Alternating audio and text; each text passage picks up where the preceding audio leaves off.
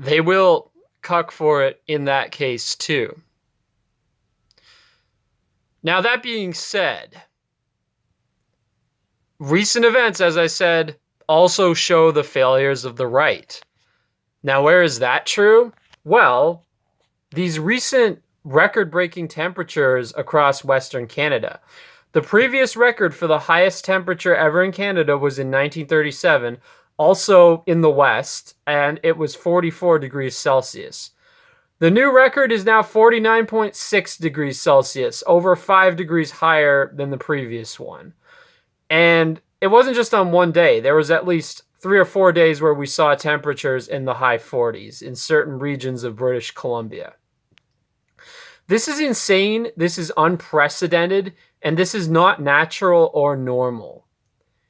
And yet we still see the right flagrantly denying that man-made climate change exists, that it's a hoax. That's all they say. It's a hoax, it's a hoax, it's a hoax. I found it very interesting how there were no articles on the Daily Stormer about the recent heat wave. It's like they cover every single issue imaginable, but something as major as this heat wave, there were no articles at all. And I find that very telling. I find it very telling the utter silence on the right about this heat wave, which, by the way, is still ongoing. Like, it's likely that it's going to last over a month of just insanely, abnormally high temperatures. Now, granted, it's not in the high 40s anymore, but it's still far higher than usual. Like, we're still seeing temperatures in the low 40s in Kamloops and places in the BC interior. And we're still seeing temperatures in the low 30s in the Rocky Mountains. So again, all of this is unusual. Like, this is all abnormally hot weather. The town of Lytton, where the record was held, burned down immediately afterward. The temperature was so hot that the whole fucking town just caught on fire. And these forest fires are becoming a bigger problem with every year.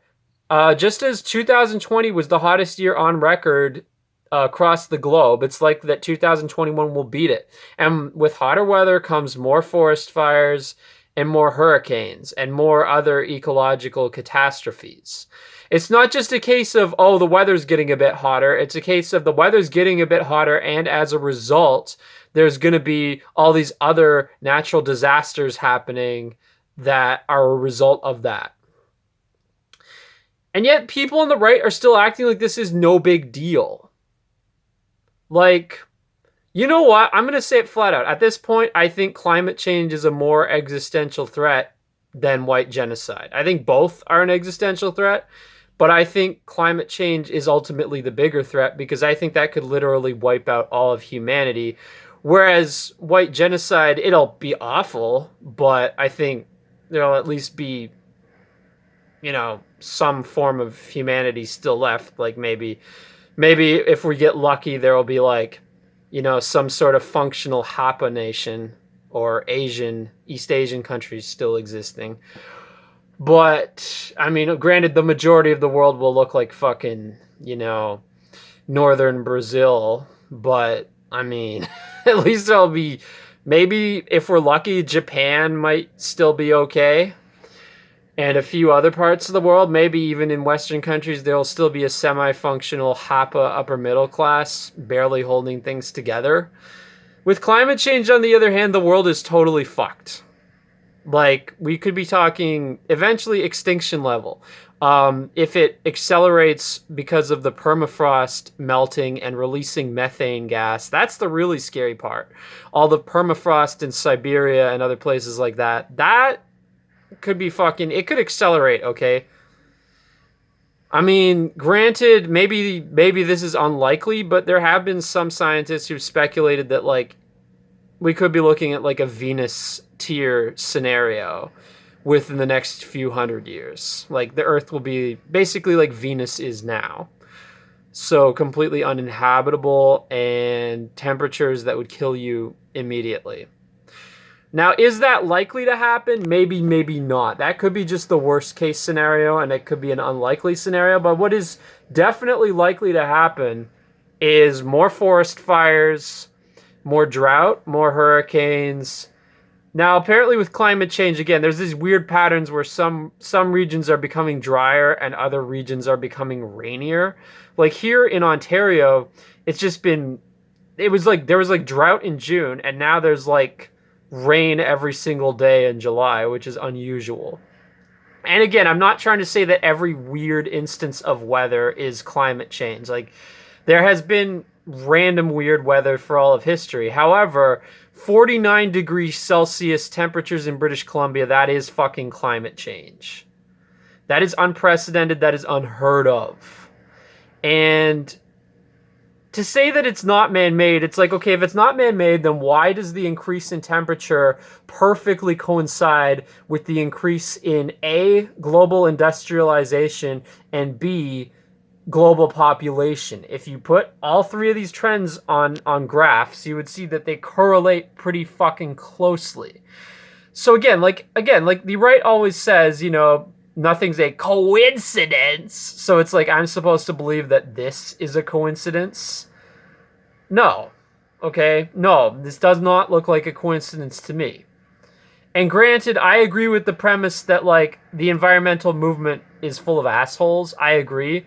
Like it's been hijacked by certain special interests that want to pursue specific agendas that ultimately miss the mark in terms of the best ways to combat climate change and obviously have ulterior interests. Like, for instance, the vegan movement.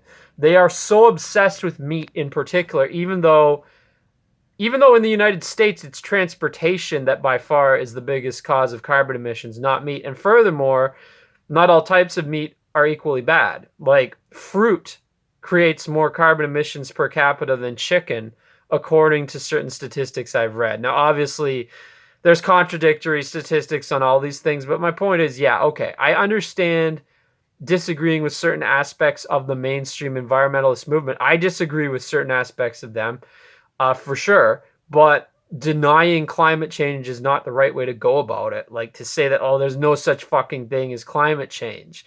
Like, no, there is. There is such a thing as climate change, and it is man-made. Mostly man-made. Like there could be natural trends, like it could be that we're in a natural warming period that is being accelerated significantly by human activities, but at the same time when you look at how much the climate is changing, how rapidly compared to previous natural warming periods, it's obvious that the majority of what's happening now is man-made. Like yes, it could be the majority is man-made, but it's on top of a much lesser but still significant natural warming trend. Yeah, that is completely possible. But to say that it's not man-made at all, I think is bullshit. And yes, it's true that even if we were, carbon zero, the Earth may still continue getting warmer a little bit because of the natural trend of this happening, but it would be decreased by a hell of a lot, like the rate of warming. And we could probably avert some of the really apocalyptic tier shit that could happen. Now, again, is net zero possible? I don't fucking know.